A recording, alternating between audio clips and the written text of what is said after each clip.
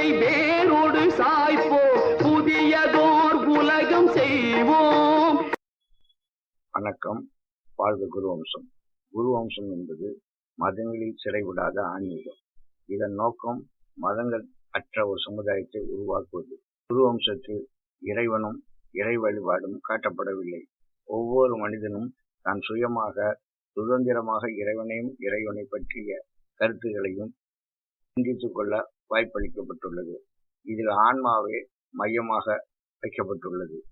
1974ஆம் ஆண்டு எனது 23வது வயது கல்லூரி படிப்பை நான் முடித்திருந்த காலகட்டத்தில் மயானம் ஒன்றில் நான் ஞானம் பெற்றேன். பெற்ற ஞானத்தை குருவம்சமாக உருவாக்கினேன். அந்நாளில் நான் சென்னையில் உள்ள தாம்பரத்தில் ரயில்வே காலனியில் எனது சகோதரன் சகோதரி தாயாருடன் வசித்து வந்தேன். சில நண்பர்களின் துணையோடு குருவம்சத்தை கைப்பிரதியாகவும் சுவர் எழுத்துக்களாகவும் எழுதி எனது பிரச்சாரத்தை தொடங்கினேன். இதில் சில அன்பர்கள் இணையத் தொடங்கினார்கள். எனது கொள்கையை துண்டு பிரச்சாரங்களில் தயார் செய்து விநியோகத் தொடங்கினேன். பல கிராமங்களுக்கு சென்று எனது நண்பர்களுடன் சென்று பிரச்சாரத்தை செய்தேன். தாம்பரத்துக்கு அருகில் உள்ள படப்பையில் நான் பெரிய அளவில் பிரச்சாரத்தை தொடங்கினேன். சென்னை மாம்பலத்திலும் மெரினா கடற்கரையிலும் சிறு ஊர்வலமாக சென்று பிரச்சார துண்டுகளை விநியோகித்தோம். இக்கொள்கையில் கவரப்பட்ட பல அன்பர்கள் இணைய தொடங்கினார்கள். ஆனால் அவர்களுடன் தொடர்பு கொள்வதற்கு எனக்கு ஒரு நிரந்தரமான முகவரி கிடையாது. அந்த காலகட்டத்தில் தொலைபேசி மற்றும் இணையதளங்கள் கிடையாது. அனைத்துமே கடித வாயிலாக மட்டுமே தொடர்பு கொள்ள முடியும். இது சற்று கடினமாகத்தான் இருந்தது. ஆகவே நிரந்தர விலாசத்திற்காக தபால் அலுவலகத்தில் தபால் பெட்டி ஒன்றை வாங்கினேன். தமிழ்நாட்டில் சில பகுதிகளிலும் வட மாநிலங்களிலிருந்தும் பெருவாரியான அன்பர்கள் தொடர்பு கொள்ள ஆரம்பித்தார்கள். குருவம்சத்தில் ஜாதி மதங்களை எதிர்ப்பது முக்கிய குறிக்கோளாக இருந்த காரணத்தினால் கலப்பு மனம், விதவை மனம், பெண்கள் மறுமணங்களை நாங்களே நடத்த திட்டமிட்டேன். அதற்காக தமிழிலிருந்து வெளிவரும் பிரபலமான பத்திரிகைகளில் விளம்பரம் செய்தேன். தாம்பரத்தில் உணவு விடுதி ஒன்றில் அறை ஒன்று எடுத்துக்கொண்டு எங்களது அலுவலகத்தை தொடங்கினேன். இதில் ஆர்வத்துடன் பலர் இணைய தொடங்கியவுடனே எங்களது குருவம்சத்தின் திருமண தகவல் நிலையத்தை நான் அரசாங்கத்தில் பதிவு செய்தேன். தாம்பரத்தில் உள்ள வேபின் நடுநிலைப் பள்ளியின் நிர்வாகி அந்த பள்ளியின் கட்டடத்தை குருவம்சம் நடத்துவதற்கு, இந்த திருமணம் நடத்துவதற்கும் கட்டணம் எதுவுமின்றி இலவசமாக தந்து உதவினார். பள்ளியின் விடுமுறை நாட்களிலே குருவம்சத்தை அங்கே வைத்து நடத்தினேன். கலப்பு மனம், விதவை மனம், பெண்கள் மறுமணம் செய்து கொள்ள விரும்புவர்கள் அங்கே ஏராளமாக குவியத் தொடங்கினார்கள். நாங்கள் நடத்தும் திருமணத்தை பாராட்டி பல கடிதங்கள் எங்களுக்கு வரத் தொடங்கியது. இதில் பூமிதான இயக்கத்தின் தலைவர் வினோபாபுஜி, சுதந்திர போராட்ட வீரர், மற்றும் நீலகண்ட பிரம்மச்சாரி என்று சொல்லும் ஓம்கார் சாது, சுதந்திர போராட்ட வீரரும் எங்களை பாராட்டியது எங்கள் மேலும் உற்சாகத்தை அளித்தது. நாங்கள் நடத்திய திருமணம் பத்திரிகைகள் வரத் தொடங்கியது. நான் கண்டு பெரும் மகிழ்ச்சி அடைந்தேன். இதனுடனேயே சேவ் தி ஓல்ட், முன்னோர்களை வயதானவர்களை காப்பாற்றுவது மற்றும் நேசக்கரங்கள், அனாதை பணங்கள் பதிப்பது, காணாமல் போனவர்களை கண்டுபிடித்து தருவது போன்ற பல சமூக சேவைகளையும் இணைத்து செயல்பட்டு வந்தோம். தமிழ் நடிகர் திலகம் நடித்த துணை என்ற ஒரு திரைப்படத்தில் விதவைகளை தாக்கி வந்த ஒரு வசனத்தை குறித்து நான் அந்த நிர்வாகத்திற்கு, அதாவது சினிமா துறை நிர்வாகத்திற்கு வக்கீல் நோட்டீஸ் ஒன்றை அனுப்பினேன். இது பத்திரிகையில் பிரபலப்படுத்தப்பட்டுள்ளது. கலப்பு மனம், விதவை மனம், பெண்கள் மறுமணத்தை அந்த நாட்களில் நடத்துவது என்பது பல எதிர்ப்புகளை சமாளிக்க வேண்டியதாக எங்களுக்கு சவாலாக அமைந்திருந்தது. உத்தரமேரூர் காட்டுப்புத்தூர் பகுதியைச் சேர்ந்த தோழர் வேதாச்சலம் என்பவர் குருவம்சத்தின் கிளையை அங்கு தொடங்கினார். மேல்படப்பில் தோழர் சண்முகம் குருவம்சம் கிளை ஒன்றை தொடங்கி அதனுடன் இலவச வைத்தியசாலை ஒன்றை என்னை கொண்டு திறந்து வைத்தார். குருவம்சம் விரிவடைந்து கொண்டு போனது பெரிய மகிழ்ச்சியை தந்த போதிலும் இதில் இணைந்த தோழர்கள் ஒரு சிலர் மட்டுமே ஆத்ம வழிபாட்டை விரும்பினார்கள். மற்றவர்களுக்கு இதில் ஈடுபாடு இல்லாது கண்டு நான் மனம் வருந்த தொடங்கினேன். நான் நடத்தி வைக்கும் திருமணங்கள் அனைத்துமே ஜாதி மத ஒழிப்பிற்கு ஒரு தற்காலிக தீர்வுதான். இதன் நிரந்தரமான தீர்வு ஏற்பட குரு வம்சத்தை நிலைப்படுத்த வேண்டும் என்று விரும்பினேன். ஆகையால் இந்த திருமண நிகழ்ச்சிகளை நான் தற்காலிகமாக நிறுத்தி வைத்தேன். குரு வம்சத்தில் இணைந்து ஆன்மீக வழிபாட்டில் விரும்பிய ஒரு சிலர்கள் இதன் தந்த ஆதரவை கொண்டு குரு வம்சத்தை சிறப்பாக செயல்படுத்த தொடங்கினேன். வடபழனியைச் சேர்ந்த சகோதரி சரஸ்வதி என்பவர் தனது மகளின் ஒவ்வொரு ஆண்டு நினைவு நாளில் குருவம்சத்தை பத்திரிகையில் விளம்பரம் செய்து குருவம்சை குருவம்ச முறைப்படி செய்தார்கள். மலேசியாவில் உள்ள தொடர்களில் ஒரு சிலர் குருவம்ச முறைப்படி அவர்களின் இல்லத்தில் வாழ்ந்த ஆத்மாக்களை குரு பூஜை என்று விளம்பரப்படுத்தி குரு பூஜை செய்தார்கள். பரங்கிப்பேட்டையைச் சேர்ந்த தோழர் கிருஷ்ணமூர்த்தி என்னும் தபால் நிலைய அதிகாரி தனது தம்பியின் நினைவு நாள் அன்று பெரிய அளவில் ஒரு குரு பூஜை செய்தார். இக்குரு பூஜையில் என்னை அழைத்து மற்றவர்கள் இல்லத்தில் உள்ள இறந்தவர்களின் புகைப்படங்களையும் அவர் தம்பியின் புகைப்படத்தோடு இணைத்து பூஜை செய்தார். அந்த பூஜையில் என்னை கொண்டு குரு வம்சத்தை பிரச்சாரம் செய்ய வைத்தார். பேசும் ஆவிகள் என்ற ஒரு பத்திரிகையிலும் ஆவிகள் உலகம் என்ற ஒரு பத்திரிகையிலும் நான் பல முறை கட்டுரைகள் இறந்தவர்களை பற்றி எழுதி வந்தேன்.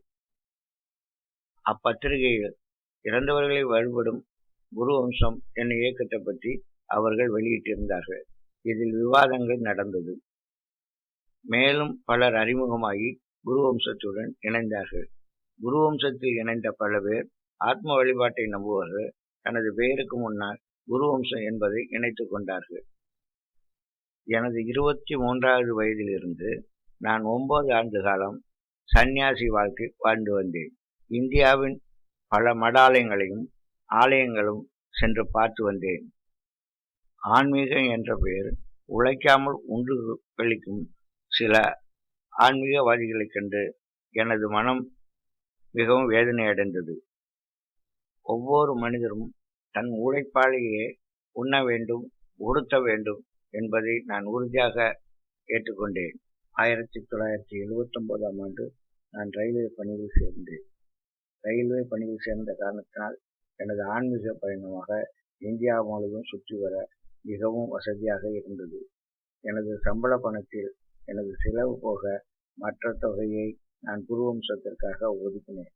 குருவம்சத்தின் ஆரம்ப நாட்களில் இருந்து குருவம்சத்திற்கென்று நன்கொடையோ கட்டணமோ வசூல் செய்தது கிடையாது. அனைத்துமே எனது சொந்த பணத்திலிருந்து செலவு செய்தேன். நான் சமுதாயத்திலிருந்து விலகி காட்டில் தவறு செய்ய விரும்பவில்லை. ஆசிரமம் அமைப்பதும் மடாலயம் கட்டுவதும் நான் விரும்பவில்லை. ஏனென்றால் அவைகளின் சோம்பேறி கூடாரங்கள் என்று எனக்கு நன்றாக தெரியும். நான் எனது பணியில் இருக்கும் பொழுது ஓய்வு நேரத்தில் குருவம்ச அன்பர்களுக்கு கடிதங்கள் எழுதினேன், பத்திரிகைகளுக்கு கட்டுரை எழுதினேன். சமுதாயத்தில் ஜனங்களோடு இருந்து இந்த பிரச்சனைகளுக்கு முடிவெடுக்க வேண்டும் என்பதுதான் எனது நோக்கம். நான் எழுதிய பூரண ஞானம் என்ற பகுதி கூட சென்ற ரயில் நிலையத்தில் ஜனசஞ்சாரத்தில் இருந்து தான் எழுதப்பட்டது. நான் ரயில்வே பணியில் இருந்த காலத்தில் இருந்து முழுவதுமே நான் தொழிற்சங்கத்திலும் ஈடுபட்டிருந்தேன்.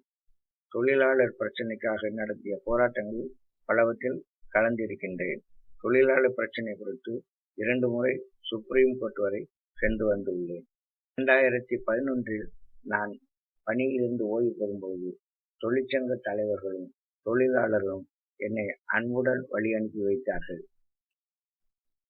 பணியிலிருந்து ஓய்வு பெற்ற பின் தற்காலிக உலகத்திற்கு ஏற்றவாறு புதிய பொலிவுடன் குருவம்சத்தை நடத்த விரும்பினேன். அதற்காக குருவம்சம் இணையதளம் ஒன்றை ஏற்படுத்தினேன். அதில் எனது கருத்துக்களை எழுதினேன். காணொளிகள் தயார் செய்து அதில் பதிவு செய்தேன். 2012ஆம் ஆண்டு வந்த சித்ரா பௌர்ணமியை நாம் வாழும் இந்த யுகத்தில் தோன்றும் சிறப்புமிக்க ஆத்ம சித்ரா பௌர்ணமி என்று 2 மாதங்களுக்கு முன்பாக ஆவியல் உலக பத்திரிகையில் விளம்பரப்படுத்தினேன். இணையதளத்திலும் வெளியிட்டேன். அன்றைய நாளில் பல அன்பர்கள் தங்கள் வீட்டின் முற்றத்தில் தங்கள் வீட்டில் வாழ்ந்த ஆத்மாக்களுக்காக விளக்குகள் ஏற்றி குரு வம்சம் முறைப்படி குரு பூஜை செய்தார்கள். தாராபுரத்தில் உள்ள தாராபுரம், பழனி, ஈரோடு ரயில் பயணிகள் சங்கத்தை சேர்ந்தவர்கள் தங்கள் சங்கத்தில் இருந்து பணியாற்றிய 32 பேர் நடிகர் நாகேஷ் பட உள்ளவர்களின் ஆத்மாக்களின் பெயர்களை எழுதி குரு பூஜையை சிறப்பாக நடத்தி அன்னதானம் செய்ததை புகைப்படம் எடுத்து எனக்கு அனுப்பி வைத்தார்கள். இந்தியாவுக்கு வெளியே இருந்தும் பல அன்பர்கள் அன்றைய நாளில் வணங்கியதை எனக்கு தொலைபேசியில் தெரிவித்தார்கள். இந்தியாவிற்கு வெளியே வாழும் அன்பர்கள் இந்தியாவிற்கு வெளியே வாழ்ந்தாலும் இந்தியாவின் ஆன்மீக தத்துவங்களுக்கும் கலாச்சாரங்களுக்கும் பண்பாடுகளுக்கும் முன்னோர்களை வழிபடும் முறைகளுக்கும் குரு வம்சம் முறைப்படி வணங்குவது மகிழ்ச்சியை தெரிவதாக எனக்கு தெரிவித்தார்கள். அவர்களை பாராட்டி நான் அவர்களுக்கு ஆவியல் உலகத்தில் தெளிவுபடுத்தினேன். தற்போது குருவம்சம் இந்தியாவிற்கு வெளியேவும் உலகத்தின் பல பகுதிகளிலும் Malaysia, Singapore, Dubai, Australia, England, America போன்ற இடங்களுக்கும் அங்கு வாழ்ந்த தமிழர்களுக்கும் தங்களது முன்னோர்களின் வழிபாட்டை கொண்டு சென்றதால் அவர்கள் மகிழ்ச்சியுடன் குருவம்சத்தில் இணைந்து உள்ளார்கள். மதங்கள் என்பது ஒரு தனி மனிதனின் கருத்தால் உருவானதுதான்.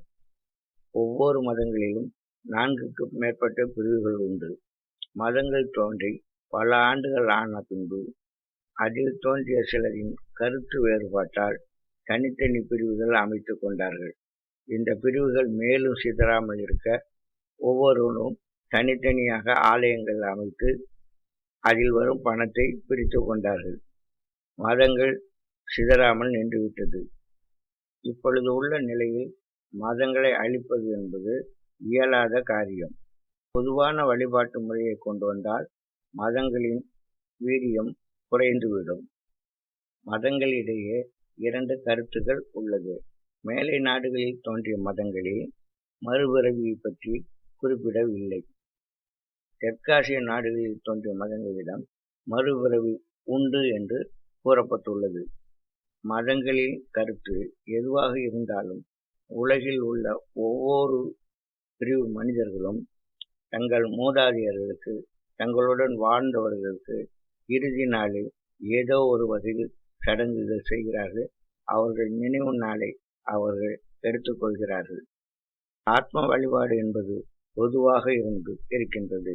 இதில் செய்யும் சடங்கு முறைகள் தான் சில வித்தியாசங்களாக மாறுபடுகின்றதை ஒழிய இது பொதுவான ஒரு வழிபாடாக அமைகின்றது.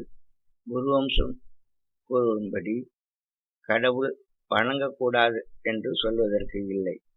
கடவுளை பார்த்த பின் வணங்கலாம் என்றுதான் சொல்லப்படுகின்றது. கடவுள் இல்லை என்றோ வணங்கக்கூடாதோ என்று சொல்வது ரோடு க்ளோஸ்டு, சாலை மூடப்பட்டுள்ளது என்று சொல்வது போல் ஆகும்.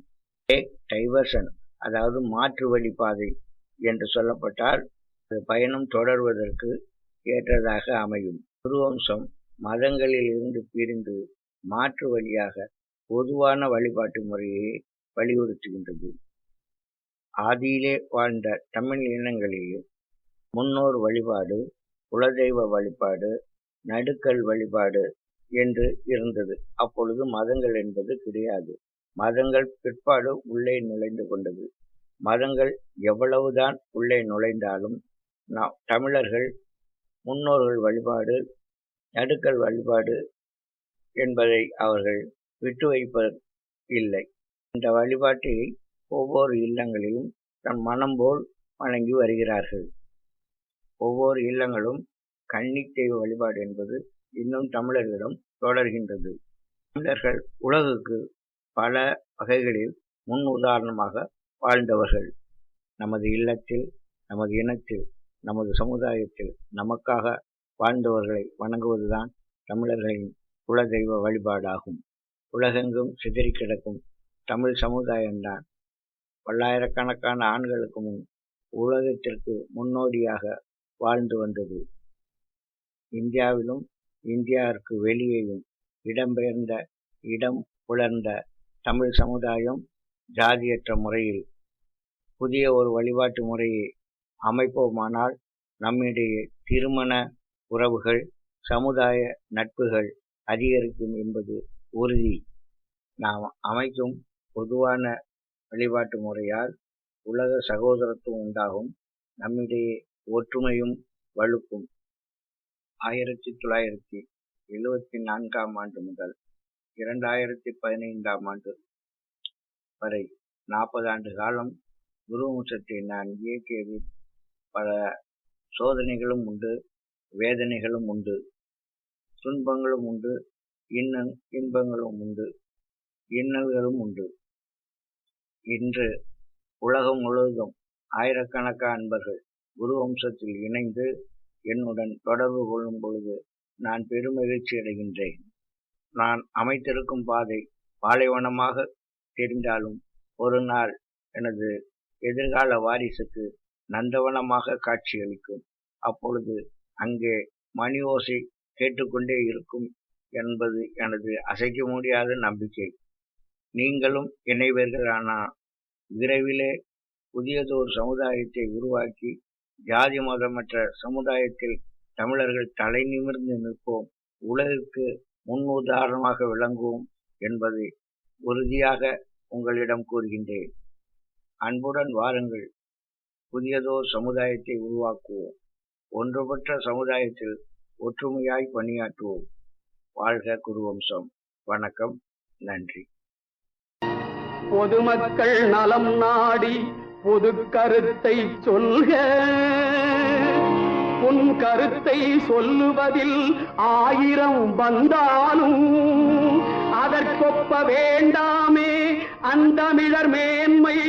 அழிப்பாரை போற்றுதற்கும் ஏடு பல வாழ்ந்தால் எதிர்ப்பதன்றோ தமிழர்களில் எழுதுகோல் வேலை. ஏற்ற செயல் செய்தற்கும் ஏன் அஞ்ச வேண்டும்?